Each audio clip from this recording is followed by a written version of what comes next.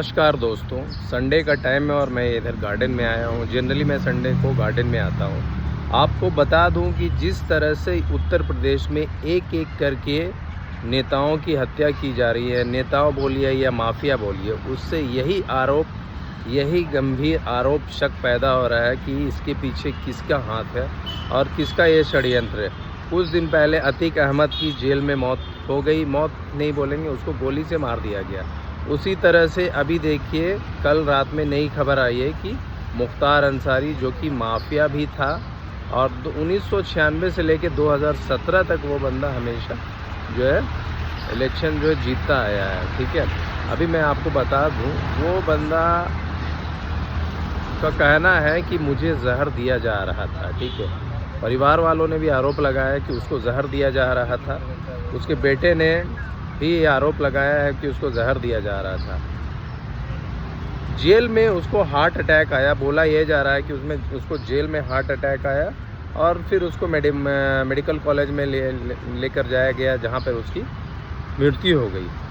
कल रात की ये बात है, 28 मार्च 2024 की। आज 29 मार्च 2024 है। आज उसका बांदा मेडिकल कॉलेज में पोस्टमार्टम होगा। लखनऊ से डॉक्टर को बुलाया जाएगा, 5 डॉक्टर रहेंगे जो कि उसका पोस्टमार्टम करेंगे। पोस्टमार्टम करने के बाद फिर उसको डायरेक्ट जो है कब्रिस्तान में उसकी दफन कर दिया जाएगा, यानी कि उसको सुपुर्द खाक कर दिया जाएगा। तो कहने का मतलब ये है कि उसके परिवार को भी उसकी जो है शव या लाश नहीं दी जाएगी।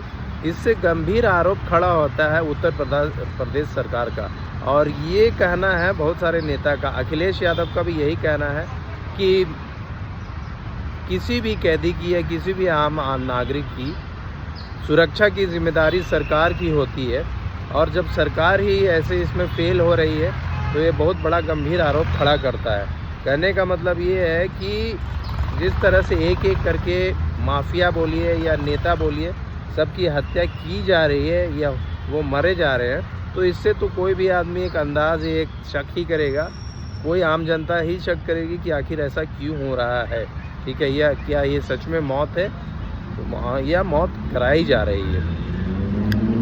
अभी आप देख लीजिए कि उसका ये इतना बुरा हाल है कि उस बंदे को मतलब उसके परिवार को उसका शव भी नहीं दिया जाएगा। पिछले कई सालों से 10 सालों से वो जेल में बंद था। उसको कृष्णा नंद राय की हत्या के आरोप में 10 साल की सज़ा हुई थी, और वो बंदा कभी यूपी कभी पंजाब की जेलों में वो अपनी सज़ा काट रहा था। दूसरी चीज़ कि अभी उसका कुछ दिन बाद उसका कोर्ट में सुनवाई होना था, तो ये अचानक से उसकी मौत हो जाना, हार्ट अटैक हो जाना एक बहुत बड़ा गंभीर आरोप खड़ा करता है।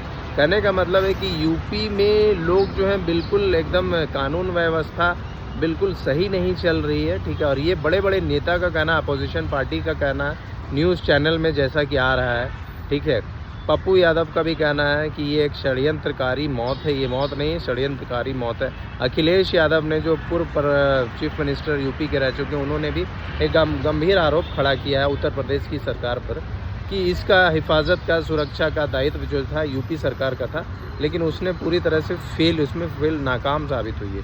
तो आप लोग देख लीजिए, जिस तरह से एक एक करके नेताओं की हत्या हो रही है, उससे तो आम आदमी के लिए बहुत ही बड़ा मुश्किल का बात हो रहा है। जब बड़े बड़े नेता जब सुरक्षित नहीं है, चाहे वो माफिया हों या जो भी हों, तो फिर आम लोगों की ही क्या बात कहा जाए। अभी देख लीजिए कि गाज़ीपुर में उनकी लाश जो है उनकी दफन होगी। ठीक है, क्योंकि उनका होम टाउन गाज़ीपुर में था, और गाज़ीपुर के अलावा और भी बहुत सारे शहर जैसे इलाहाबाद, जिसको प्रयागराज बोलते हैं, बांदा, फिर गाज़ीपुर, यहाँ पे बहुत हाई अलर्ट धारा 144 लागू कर दी गई है, और लोगों के बीच में बहुत तरह का डिफरेंट तरीके की प्रतिक्रिया है। कुछ लोग सपोर्ट में नारे लगा रहे हैं और कुछ मुख्तार अंसारी के विपक्ष में भी नारे लगा रहे हैं। तो अभी देखना होगा, आगे देखना होगा कि क्या क्या अपडेट्स निकल के आता है।